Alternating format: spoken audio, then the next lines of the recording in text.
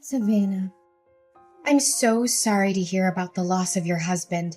I know that this is a heartbreaking experience, but death is a part of life, and no one can escape it. I'm sure that he did the best he could. In fact, Jim's battle with cancer was a true inspiration to us all. Thanks for your condolences, Mom. Jim had been fighting cancer with incredible resilience for almost 3 years. We had our share of tears, but we also had so many happy memories. I'll cherish those memories forever. I'm still grieving, but I'm starting to feel stronger, Mom. It's a shame that you and Dad couldn't make it to my husband's funeral yesterday, though. Yes, and we're really, truly sorry about that. As we get older, our bodies start to show the wear and tear of time. Just yesterday, I had a minor heart attack which caused immense pain in my chest. And I couldn't even breathe. Your dad was worried about my health, so we decided to stay home so I could rest and he could keep an eye on me. I apologized for not being able to be there for you, Mom. I hope you understand that I've been preoccupied with my husband's funeral. You know, it took time with the arrangements and stuff. Anyways, do you feel better? Oh, yes. I took some rest and now I'm feeling much better. But Savannah, where will you be staying now? I heard that you sold all of your valuables and even your house to take care of your husband's treatment costs, huh? About that, I know this is a big ask, but I'm wondering if you would be willing to let me stay at your place for a while? I'm completely broke and I'm really struggling to make ends meet. I promise that I'll work as hard as I can to get back on my feet. I'll also start saving money to rent my own place as soon as possible. Well, we'd be glad to help you out, but I have received word that you are in a state of financial distress as a result of your association with loan sharks. Is that correct? Yes, Mom, I'm also dealing with those people. Honestly, my husband's medical expenses were too expensive for me to handle, and he didn't have health insurance. I went to the bank, but they didn't agree to lend us any money due to my bad credit score. I really had no other choice but to borrow from loan sharks. Honestly, I can't believe that you're stupid enough to get a loan from those gangsters. I know that they've been to your house and workplace several times demanding payment, and they even beat you up a few times. Is that right? How did you find out about that? Well, if you already know, then I have no reason to hide it anymore. It's true what you just said. They began by threatening me, but their aggression escalated over time, culminating in violence. I'm sorry I didn't tell you sooner, but I didn't want to worry you or anyone in the family. Have you lost your mind, Savannah? Seriously, if I let you stay in my house, those racketeers would show up every day and cause us a lot of trouble. How will me, your father, and your brother live in peace, knowing that there are criminals who could potentially harm us? What kind of person are you, putting your own family at risk like that? Please, Mom, just hear me out, okay? I know loan sharks are dangerous, but I'm doing everything I can to pay them back. This is a difficult time for me, but I promise it's not forever. I'll work tirelessly to pay off my loan. I'm so close to being debt-free. Then everything will be solved. Close to being debt-free? Don't make me laugh. You think I'm stupid enough to believe that? How are you going to clear your debt with the nickels and dimes you earn every month? Your monthly salary isn't even enough to cover your basic necessities, let alone paying your debt. Save your breath.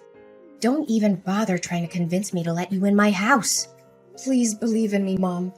I'm working 2 jobs and I'm cutting back on all my expenses. It'll be a matter of time until our family ends up broke because of your stupid debt.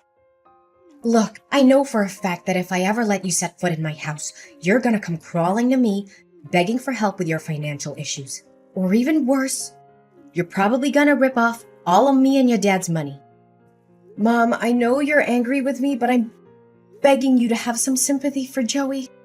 She's your granddaughter and she's only 6 years old. If we don't have a place to live, we'll be on the streets. For real. Can you imagine your only granddaughter living on the streets? Stop whining and complaining. I'm not falling for your trap by mentioning Joey.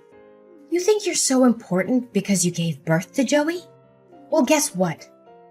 She's not my only granddaughter. I also have your brother, Max. And when he gets married, he'll give me even more beautiful grandchildren. Okay, fine. I can understand that I'm not welcome in your house, but I'm only asking you for one favor. Can you please let Joey stay with you guys? Considering my current situation, I'm afraid I won't be able to provide my beloved daughter with enough love, care, and a good environment for her to develop both physically and mentally. I promise to make a plan to pay off my debt and not to let it impact our family's finances. Just please allow Joey to live with you guys. Well, maybe I can agree with that. But give me a few minutes to think. Wait, I just thought of something. The moneylenders also know about your daughter, don't they? Well, yeah. Why do you ask that question? So, if she stays with us, those thugs could also come to my house and use Joey as a hostage to force you to pay for your loan. No way. I don't want to deal with those criminals and be harassed by them day after day. Look, I'm not going to let you or Joey stay with us. Both of you, stay away from our peaceful life as far as possible. What? How could you even say no to an innocent 6-year-old girl like Joey? She doesn't know anything, and she has nothing to do with my debt. Can you please reconsider your decision? Look, I said it, and this is the last time I'm gonna repeat myself. I don't want you or Joey to appear in my life ever again. It's your own problem, so why don't you take matters in your own hands? Don't be a parasite and live upon your own parents like that. Mom, but... I officially announce that you and I are no longer mother and daughter. Next time when you see the moneylenders, tell that to their face so they won't disturb me or your dad. You've been a burden to us since you were born, and now you have the audacity to ask us for help? If I knew one day this would happen, I would have cut ties with you long ago. Savannah? Are you there? We're in big trouble. Can you help us out? Mom? What's the matter? I thought you already cast me out and deleted my phone number. Anyways, make it quick, because I'm in the middle of my work, so I won't be able to talk to you for long. Who do you think you are to talk to your own mom with that attitude? Look, you need to help your brother because he's in hot water. You mean Max? What happened to him? Your brother's gambling addiction got him into big financial trouble. Now he got into debt because he was gambling away all of his money. He even mortgaged our house for a loan despite not affording the monthly payments. We're in a really bad position right now. If we don't do anything about it, there's a high chance we'll lose our house. Goodness, why am I not even surprised? You already know that Max is addicted to gambling a long time ago, but you never did anything to stop him. When I warned you about the consequences, you told me to shut up. Mind my own business and that he was just gambling for fun. Honestly, Max being in debt is the outcome that you could have easily avoided, but you chose not to. I know, Savannah, and I regret not having taken any action. But what's the point of crying over spilled milk? The most pressing matter at hand is to find a solution to the current predicament. Would you agree, my dear? You know what they say. Blood is thicker than water. We're family, right? So there's no reason for you not to lend us a helping hand in this difficult time. So, after all the things you did to me, including faking being sick so you could avoid attending my husband's funeral and refusing to help me and my daughter, suddenly we become family again? Please, spare me the act. I've already seen past your mask. What? How did you find out about that? I can already see the wheels turning in your head, wondering how I found out about your malingering. Well, I came all the way to your house and I asked the neighbors myself. Unsurprisingly, they told me that you were strutting around the house like a spoiled hen as usual. I could easily guess your true intention of not going to my husband's funeral. Either you wanted to avoid getting yourself into trouble with the loan sharks, or you were just too afraid that I would ask you for help. Oh, Savannah, please don't misunderstand me like that. I didn't attend the funeral because I wanted to keep you safe. I couldn't bear to tell you in person that I wanted to cut ties with you. I knew it would have come as a big shock to you, and I didn't want to add to your pain. You said it yourself. You have cut me off from your life. Why do you suddenly come back and ask me to help Max with his problems? Well, who else could I be asking other than you? You, Max, your father, and Joey are my only family in this world. And how am I supposed to help you out when I myself already have a problem with finances? Do you know that me and Joey are now living in a homeless shelter? It's all thanks to your kindness, Mom. What? Homeless shelter? You can't even afford to rent public housing or a small apartment? I thought you would have changed by now. Gosh, 1 year has passed and you're still dirt poor like the last time I saw you. If I knew that you're still living like a rat like this, I wouldn't bother wasting my time talking to you. Just get out of my life. I don't want anything to do with you anymore. Yeah, thanks, Mom. I really appreciate it. And I would also be more thankful if you don't suddenly appear in my life just to talk down to me like this. Just delete my number. Whatever. Yeah, I'll delete your number even if you didn't tell me to. Gosh, if anyone finds out that I have a homeless daughter like you, I'd be so embarrassed that I could sink through the floor. Hey, Savannah, can you explain something to me? You again? I thought you already removed my number from your phone. What's the problem this time? Look, I know this sounds crazy, but Max told me he saw you getting out of a fancy car in a stunning dress. He said he was sure it was you because he recognized your birthmark on your shoulder. I don't know what to think. Maybe he was daydreaming, or maybe he mistook you for someone else. But I had to ask. Was it you? Well, he wasn't wrong. It was me. And I also saw Max searching garbage for food or something to sell. What happened to you guys? Where are you living now? Our living situation doesn't have anything to do with you. But you? There's no way an impoverished girl with a large debt like you can have an expensive car and luxury clothes like that. It just doesn't add up. How on earth could it happen? I know. This must be a joke. You may be able to fool Max, but I'm not easily misled. Well, suit yourself. You can choose to believe it or not, but it won't change the fact that I'm now living the best life I could have, alongside the people that love and care for me. I would hazard a guess that you're still finding it difficult to make ends meet. Would I be correct? Explain to me what happened. How did you get so rich all of a sudden? Wait. Don't tell me that sex worker is your new job. Well, what else could you possibly do other than leeching off rich men? Seriously, if you don't have anything nice to say, please don't say anything at all. Anyways, back to my story. I was minding my business on my way to work when I witnessed a crime. A woman was having her purse snatched, and I knew I had to do something. I chased after the robber and was able to get the purse back. Let me guess. You found a lot of money in the purse and you just decided to keep it for yourself. How convenient for you. If I had known how quickly you can make money like that, I would have told Max to do the same thing. Could you stop interrupting me like that? Goodness, you're just as impolite as the last time we talked to each other. Fine, fine. Go on. I can't believe you dare to talk to your own mom in that manner. Okay, so after I returned the purse to the woman, she invited me to dinner.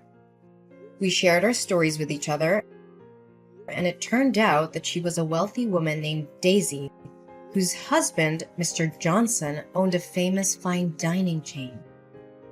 Mr. and Mrs. Johnson couldn't have children together, so after hearing my story, they expressed their sympathy and decided to adopt me as their daughter and Joey as their grandchild.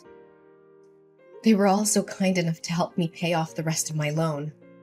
Whoa, hold on right there. So you're telling me you were adopted by a wealthy family? I thought that only happened in fairy tales. How could you strike it lucky like that? This is totally unfair. You're living the high life while we're stuck living in a tent on the streets. Unacceptable! Well, I guess that's what they always say. When one door closes, another one opens. Actually, it's not unfair at all. In fact, you guys got exactly what you deserved. You ruthlessly told me that you no longer considered me as your daughter anymore. And neither Dad nor Max lifted a finger to stop you. You were all on the same boat, determined to kick me out of the house without even a moment's hesitation. What's even more devastating is that after finding out I was living in the homeless shelter, you didn't offer to help me. On the contrary, you even had the nerve to turn your back on me one more time. Honey, I know what we did was totally wrong. But we don't deserve to be punished like this. Look, Savannah. Mrs. Johnson seems like a kind woman who would be compassionate to what we're going through at the moment. Would you please ask her to adopt your brother as well? Maybe then she would let us stay in her big house. Abigail, you really have no sense of shame, do you? Why would Mrs. Johnson adopt Max when he still has his biological parents on his side? You and the rest of our family abandoned me when I needed you the most. And now that my life is finally starting to look up, you come crawling back to me, expecting help? What kind of person are you? Honestly, you shouldn't have shown your face at all. Savannah, please have mercy on us. I never thought things would turn out this way so quickly. Please think about all the years I've spent raising you to be the beautiful young woman you are today. I appreciate all the time and effort you put into raising me, but I can't forget how you abandoned me when I needed you the most. You were the one who cut ties with me, and you treated me like I was some kind of plague. You didn't even bother to weather the storm with me when I was at my lowest point. Honestly, how could you do that to your own flesh and blood? I know. But please think about Joey too. I bet she misses seeing her uncle and grandparents very much. You know what? I was the one who introduced you to Jim, your late husband. Do you remember that? You two were so good together, and all of your friends were so jealous when you got married to Jim. Yeah. You wanted us to become a couple because you were after his money. But then you strongly disapproved of our marriage when you found out he was an orphan. And after we got married, you encouraged me to divorce him when he got sick and his company went bankrupt. But I was determined to stand by my husband's side. So now you want me to thank you for introducing me to Jim? After everything you've done, you're shameless, Mom. Completely shameless. Oh, come on, sweetheart. Don't you see? Everything I did was for your own good. If you had divorced Jim like I told you to, you wouldn't have been deep in debt like you were back then. It was you who chose not to take my advice. So why are you blaming me for not helping you, huh? Look, just have a word with Mr. and Mrs. Johnson. Tell them to let us move into their house. Seriously, after getting to know how you treated me? Mrs. Johnson was livid with you. I don't think she even wants to see your face. So don't waste your time begging anymore. It's no use. Why did you appear at my wedding? I don't recall having invited you. And more importantly, how did you find out about it? Oh, Savannah. You might not know it, but I was watching over you the whole time. I know everything about you and your new family. You mean stalking me? Good joke. But serious talk here. You could have chosen anyone.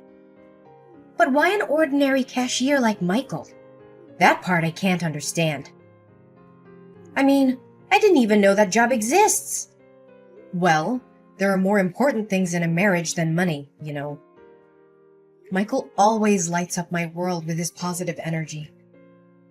And we truly love and cherish each other. By the way, I've had enough of your constant texts and calls. I'm also tired of you showing up at my front door and making a fuss. I know Max got himself into trouble again, but I know why I'm gonna help you guys. I've already agreed to send you a monthly allowance and rented you a small apartment. That's the best I can do. Please help us, dear daughter. Max got back to his old way again. He swindled the money you sent me, gambled it all away, and ended up in debt again.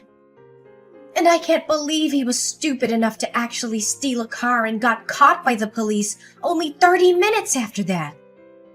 Now the victim demands $50,000 for restitution, or else your brother will be sentenced to 5 years in prison. Please do something about it, Savannah.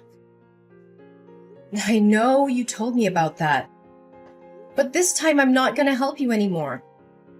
It's all your fault that he became like this. You didn't do or say anything to stop him, and you tolerated each and every one of his crimes. Now it's time for him to man up and take responsibility for his action. Please, honey. You know Max is my precious son. I can't stand seeing him being locked up in jail like that. You saw me kneel down and beg for your forgiveness at your wedding. Didn't you? I know we did you wrong. But please give us another chance. It's none of my concern. You should consider yourself lucky that I even let you sit through my whole wedding, even though you cried and made a scene the whole time. My adoptive parents were this close to calling the bodyguard to kick you out. I told you already. I'm not going to help you anymore. Max has to learn his lesson, and so do you. My mother, Abigail, was desperate to help my brother Max avoid getting arrested for the crime he had committed. She couldn't afford to pay the restitution the court had ordered. So she came up with a crazy plan. She used a fake gun to rob a bank. She was arrested almost immediately and sentenced to 2 years in prison. I do feel sorry for Max and my mom.